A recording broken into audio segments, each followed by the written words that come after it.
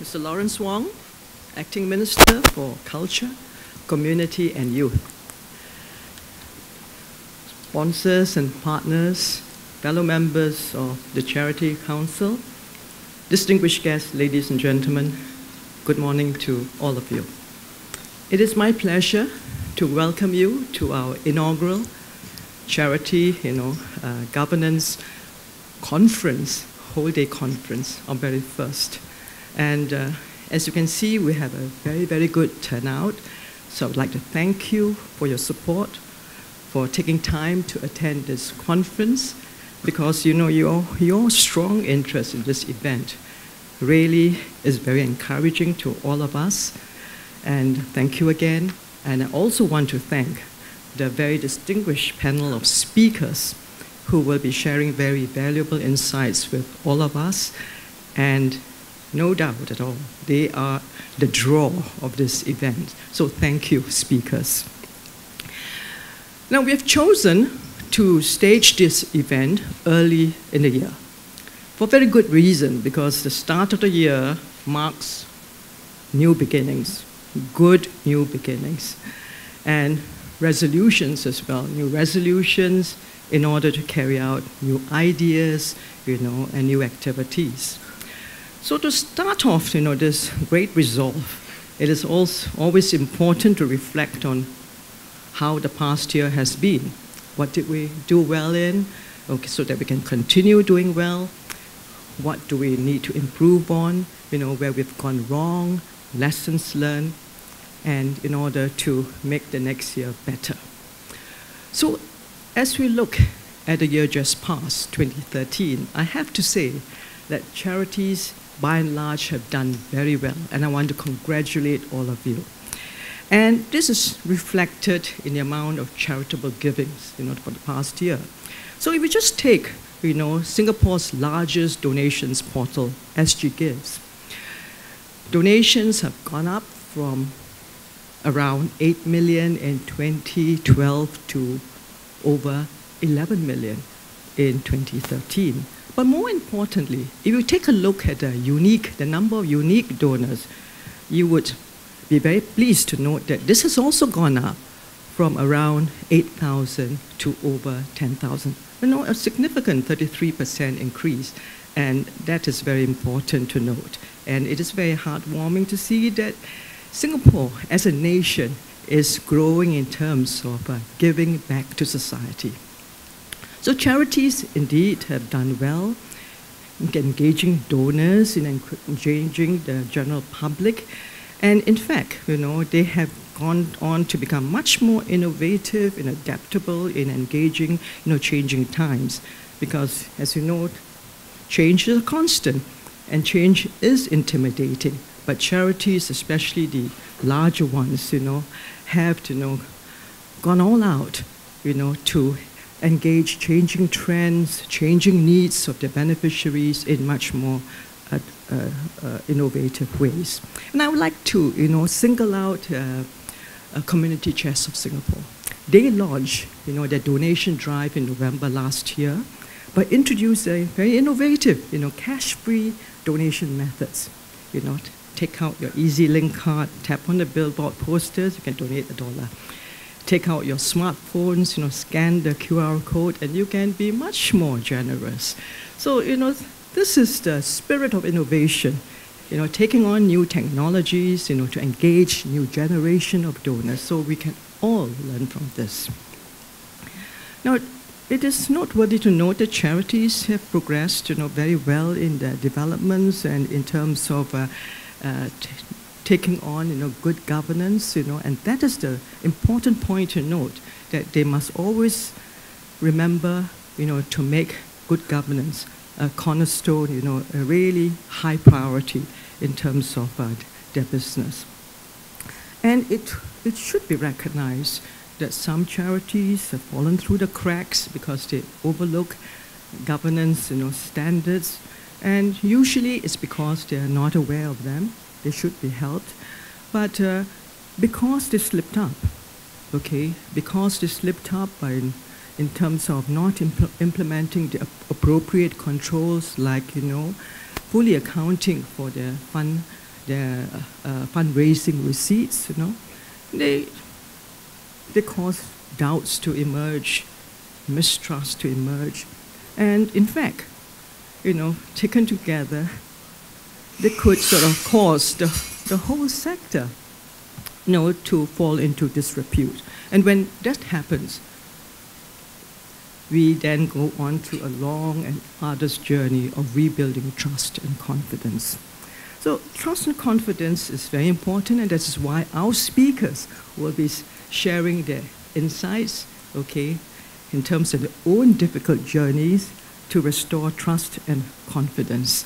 And, they will share with us how these lapses can be avoided if only we embark on, the right measures, to be embedded in our organizations. So we hope that, their sharing will really take root in each and every one of us here so that we can start the year right. We'll start the year right by making good governance a cornerstone in all our organizations. There are absolutely many good charities amongst us this morning, and especially in terms of the IPCs, they're held to higher accountability because they are authorized to issue tax-exempt, tax-deductible receipts for qualifying donations. But we are very happy to note that these IPCs, they recognize their responsibility. They go beyond just merely complying with the code of governance. They've set for themselves much higher standards of accountability. And it is this spirit of improvement, the spirit of accountability, which have helped them, to win the top awards, the top charity governance awards. And you'll recall that in 2012 and 2013, there are 4 of them, SAMH, I'm sure they're here, Singapore Association for Mental Health, SPD, the Society for Physical Disabled. You also have in 2013 the Singapore Red Cross, as of course the Young Men's Christian Association. I believe that IPCs can play a much bigger role. They've done very well. They can play a much bigger role in terms of serving as role models to all charities. And they can definitely help charities, especially the smaller ones, the new ones, to step up in terms of their governance capabilities. And they've got plenty of opportunities here today, during lunch break, during tea breaks, They can walk around, talk, interact with charities, share their stories, share their experiences, share their resources as well, because by helping others, they help themselves. As the good saying goes, if you teach others, you teach yourselves too.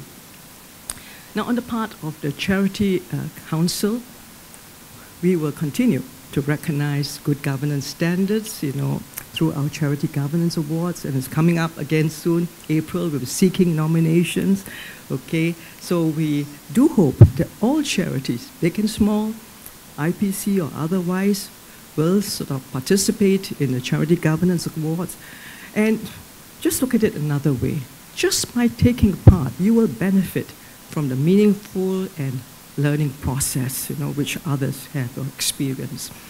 But this year we want to help you. We want to help you to prepare for the awards. So we'll be launching the award guide. And I think there's a picture out there, award guide, And this award guide has been developed, together with ACCEPT, the Asia Center for Entrepreneurship and Philanthropy. So it will provide you with the criteria, the award criteria, the scoring, the judging process, and also in terms of insights from past nominees who have taken part. So we'll be sharing with you the insights in terms of their performance in various areas of governance. So please do ask for the guide, to help you to prepare for the award process, but more importantly, it will kickstart your reflection process within your own organization. So if more of you take part, we'll be able to raise the bar in terms of good governance.